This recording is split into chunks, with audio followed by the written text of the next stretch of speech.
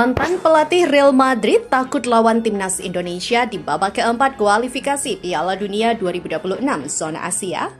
Duet Jens Revens dan Mauro Zylstra di timnas U23 Indonesia jadi sorotan rival. Selain Mauro Zylstra, 5 pemain top Eropa ini dijagokan menyusul. Yuk simak selengkapnya sebagai berikut.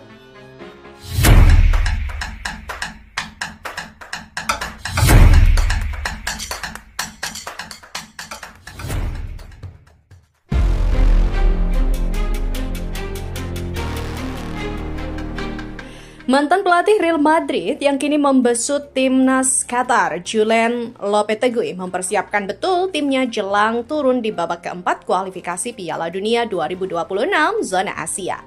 Mengutip dari laman Federasi Sepak Bola Qatar, The Marines, julukan timnas Qatar akan menjalani pemusatan latihan di Austria pada 17 hingga 27 Juli 2025. Pemusatan latihan digelar demi mencari permainan terbaik dari Akram Afif dan kawan-kawan.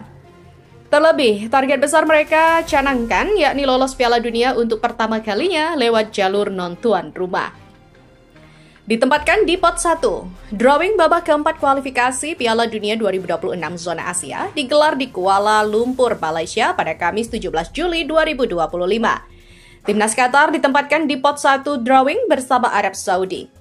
Lanjut di pot 2 ada Irak dan Uni Emirat Arab, sedangkan pot 3 diisi timnas Indonesia dan juga Oman. Berhubung berada di pot 1, Qatar akan menantang penghuni pot 2 dan 3. Itu berarti mereka berkesempatan menghadapi timnas Indonesia.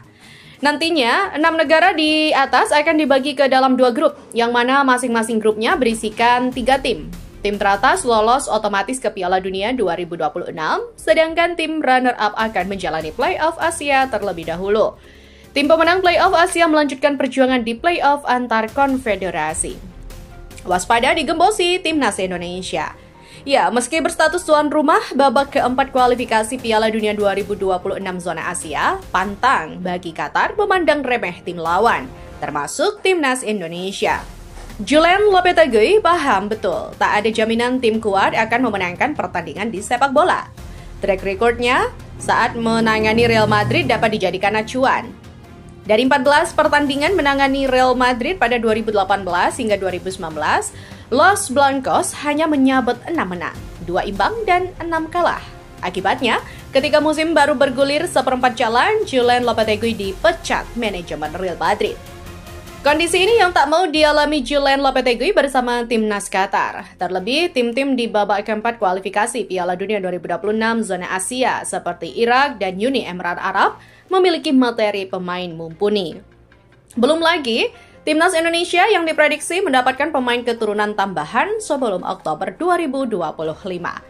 Selain Mauro Zylstra, pemain keturunan tambahan yang mungkin gabung skuad Garuda adalah Pascal Struijk dari Leeds United, Emiliano Jonathans dari FC Utrecht, Tristan Goyer, Ajax Amsterdam, dan Laurent Ulrich dari FC Magdeburg. Timnas U23 Indonesia dipastikan akan kedatangan 1 pemain naturalisasi baru menjelang ASEAN Cup U23 2025. Hal ini dikonfirmasi oleh Ketua Umum PSSI Erick Thohir pada Rabu 2 Juli 2025 malam waktu Indonesia Barat. Adapun pemain naturalisasi yang dimaksud Erick adalah striker FC Volendam Mauro Zylstra. Dikutip dari superbowl.id dari Antara News, Erick Thohir mengatakan, nanti ada striker muda, Mauro Zylstra. Kita tahu tim nasional kita yang muda dan senior masih kekurangan pemain muda. Jadi mudah-mudahan ini bisa menambah juga persiapan untuk timnya ke depan nanti, tambahnya. Meski begitu, Erick belum dapat memastikan apakah Zylstra bisa memperkuat timnas U23 Indonesia di ASEAN Cup U23 2025. Ia hanya membeberkan sejauh mana proses naturalisasi pemain berusia 20 tahun itu. Meski belum dipastikan akan membela skuad Garuda Muda, kehadiran Zylstra sudah mendapat sorotan dari media Vietnam Soha. Soha memprediksi kehadiran Zylstra membuat Indonesia kini memiliki duet penyerang tajam di lini depan bersama Jens Revens. Menurut Soha, langkah naturalisasi ini menunjukkan bahwa Indonesia ingin merebut kembali gelar ASEAN Cup U23 dari tangan Vietnam.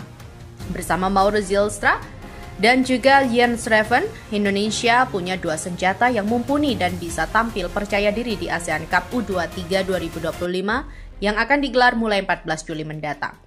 Langkah naturalisasi yang cepat ini menunjukkan bahwa Indonesia bertekad untuk memenangkan ASEAN Cup U23, di mana mereka menjadi tuan rumah. Setelah turnamen ini, Indonesia juga akan berlaga di kualifikasi Piala Asia U23 2026 dan selanjutnya SEA Games 2025. Dengan Jens Revens dan Mauro Zylstra, Indonesia dapat sepenuhnya percaya diri untuk meraih prestasi tinggi di turnamen tahun ini, tulis Soha. Di sisi lain, Soha juga optimistis dengan dua pemain naturalisasi timnas U23 Vietnam, yaitu Victor Lee dan Bui Alex. Sementara itu, untuk Vietnam, tim juga optimis dengan dua pemain naturalisasi berkualitas tinggi, Victor Lee dan Bui Alex. Keduanya bermain di posisi penyerang dan diharapkan dapat membantu Kim Sang-sik menerapkan berbagai taktik yang beragam untuk tim, lanjut Soha. Zylstra tampil reguler bersama tim U21 Volendam yang berkompetisi di Divisi 2 U21 Belanda pada musim lalu. Ia mampu membuktikan ketajamannya dengan mencetak 17 gol dan 4 assist dalam 21 penampilan musim lalu. Penampilan epiknya bersama tim U21 membuat Zylstra kerap masuk dalam skuad senior Volendam yang baru saja promosi ke Liga Belanda. Berita selanjutnya, ada 5 pemain keturunan yang dijagokan gabung tim nasional Indonesia pada September 2025 selain Mauro Zylstra yang menarik untuk dibahas. Ya, PSSI sudah mengkonfirmasi tengah memproses naturalisasi pemain FC Volendam Zylstra. Striker muda berusia 20 tahun tersebut akan menjadi rekan duet oleh Romeni di lini depan Garuda. Menariknya, sejumlah pemain keturunan lain pun dijagokan untuk segera bergabung dengan tim asuhan Patrick Kluivert saat menjalani agenda di September 2025 mendatang. Lantas siapa saja mereka? Berikut 5 pemain keturunan yang dijagokan gabung timnas Indonesia pada September 2025 selain Mauro Zylstra. Yang pertama ada Lauren Ulrich. Ulrich saat ini bermain di Liga 2 Jerman bersama FC Magdeburg. Gelandang tengah berusia 20 tahun itu diketahui memiliki darah Indonesia dari kakek pihak ayah yang lahir di Surabaya. Kehadiran Ulrich juga sangat dibutuhkan sebagai suksesor Tom Hai yang sudah berusia 30 tahun. Namun, sejatinya Ulrich lebih berposisi sebagai gelandang serang, sementara Hai gelandang bertahan. Yang kedua ada Emiliano Jonathans. Permasalahan timnas Indonesia sejauh ini adalah kesulitan mencetak gol. Hadirnya Oleh Romeni pun berhasil membuat lini depan Garuda menjadi lebih tajam. Namun, Kluivert masih belum puas. Terbaru, Zylstra sedang diproses untuk dinaturalisasi. Jika masih belum puas, Kluivert masih bisa mengincar Emiliano Jonathans. Emiliano merupakan winger FC Utrecht yang memiliki darah Indonesia dari nenek pihak ayah berasal dari Depok. Ketiga, ada Hayden Osterwolde. Pada Februari 2025 lalu, pelatih timnas Indonesia, Alex Pastoor, dikabarkan berangkat ke Turki untuk berjumpa Hayden. Pastoor sengaja datang langsung untuk membujuk Hayden Osterwolde yang berkarir bersama raksasa Turki Fenerbahce untuk membela timnas Indonesia. Asisten pelatih tim nasional Indonesia Alex Pastoor datang ke Istanbul untuk bertemu dengan Hayden Osterwolde. Pertemuan itu membujuk Hayden Osterwolde bermain untuk tim nasional Indonesia, tulis akun @1907bros. Keempat ada Pascal Struijk. Petinggi media Belanda, Voetbal Primer, yakni Danny van Laar, pernah mengatakan Pascal Struijk diizinkan untuk memperkuat skuad Garuda. Pascal Struijk sendiri saat ini bermain untuk di Leeds United.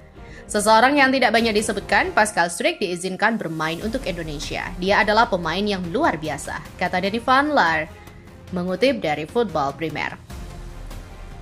Yang kelima ada Tristan Goyer. Goyer merupakan didikan asli Akademi Ajax Amsterdam yang turut digembleng oleh Head of Scouting Timnas Indonesia, Simon Tahamata pada tahun 2020 hingga 2024. Jadi, Simon bisa saja meyakinkan pemain Ajax Amsterdam U21 itu untuk dinaturalisasi dan memperkuat timnas Indonesia. Gayer yang kini masih berusia 20 tahun itu diketahui memiliki darah Indonesia dari nenek pihak ibunya yang memiliki garis keturunan Maluku.